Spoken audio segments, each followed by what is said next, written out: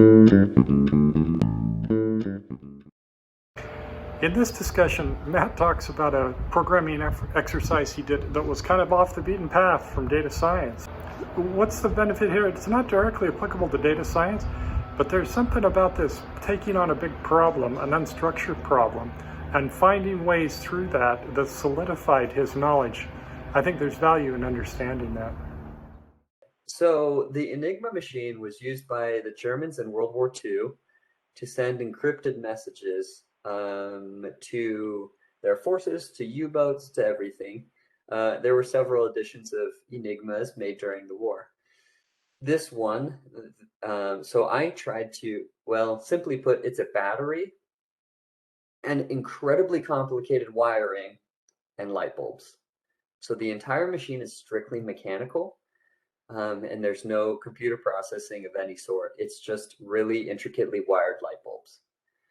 So how that works, the battery goes, and so if you were to press a key, the key, say you pressed F, it would come out to the board, and these are sort of a plug board like an old school phone operator. So Yep. an F may then become an H, depending on how it's plugged in. Then the H comes up here and goes into these rotors. These rotors have A through Z. And then for this type of Enigma, there's 8 different rotors. So you can lift the hood and place maybe this one's rotor 1, this one's rotor 4, rotor 8, and then rotor 7. So the 8 can be placed in random orders, at random orientations. So they start on different letters. And then within each rotor, there is a bezel that you can change. So the randomization can also be different. So each rotor has 3 different layers of encryption in each one. And then potentially, I can't show you, but after that, there's a mirror per se. They call it a mirror, but it's a sort of a sneaky 5th rotor that turns it Yeah. around and pushes it all the way back through. Okay. So I built this in code. And initially so self-guided, there was no instructions, no anything. I did it entirely just searching, which debugging this, since it gets encrypted 14 times, debugging it was an absolute bear, because it literally could be anywhere where things are going wrong. So a brief overview of that. This is some of that. You have to import a ton of libraries, work on creating standard alphabets and creating rotors, and rotors that are randomized, bouncing between letters and numbers.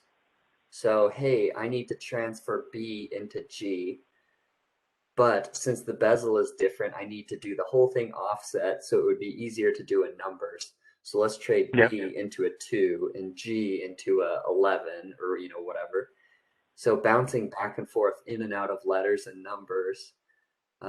This one is rotor inverting, so that I can run all my rotors backwards on the way back through. Here are the reflectors. Here's a plug board. Here's that main. The other thing is, as you go, every time you press a button, the rotors move. So the first one moves, think of it as a second, minute, and hour hand. This one spins every time. This one spins every 26 or 13 times. This one. And it's just, I mean, I could explain it for days. It's incredibly difficult, but I did it. So this is the logic of the rotors moving. Okay. Here's the actual translations between, we have plug board, first rotor, second rotor, third. Here's the beta wheel, which is the 4th rotor reflector. And then here it is coming back through, Yeah. and then we have this final message. And so I was able to find online a sort of Rosetta Stone of an actual message that was, here's encrypted, here's decrypted German, here's translated to English, and here's all the settings to get you there. which was just my absolute, without it, I couldn't have done this, period. But so this is effectively the answer key from the Rosetta Stone that I was talking about. Yep. This is what it should end up as. So what we're seeing here is the transitions of the letters. Okay, so the letters started as L and ended as K. And these Okay. are each of the transitions in between. And then this is the rotor position at the end of that movement. Okay.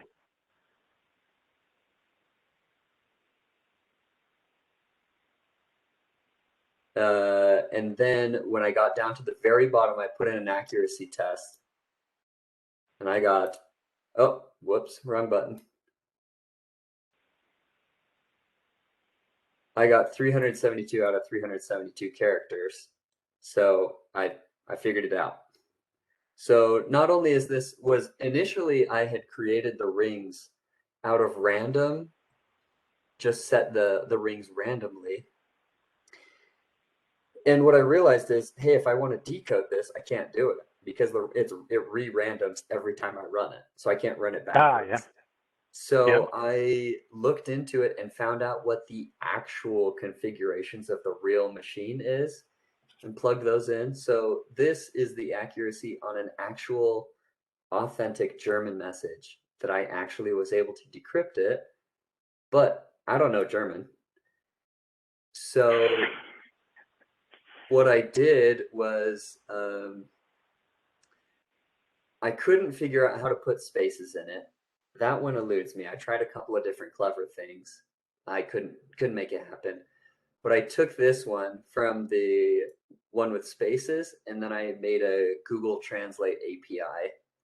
And here is Okay. the final output of that message.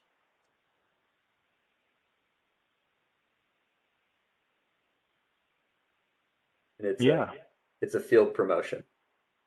Yeah, there you go. Which was pretty fun. So how does this, you were doing this before you kind of started data science, my sense. Well, this was an exercise in solidifying what I already was learning. So to build this, I had to use GitHub, which was a new technology to me. This was built thoroughly in Python, which was also Okay. very new to me, and those sort of things. So this really helped solidify those skills. Yeah. Okay. But it wasn't, you wouldn't, it's a little bit data science related, but Barely. it's a project you did that tested you across a bunch of foundational elements of IT. Is this on GitHub?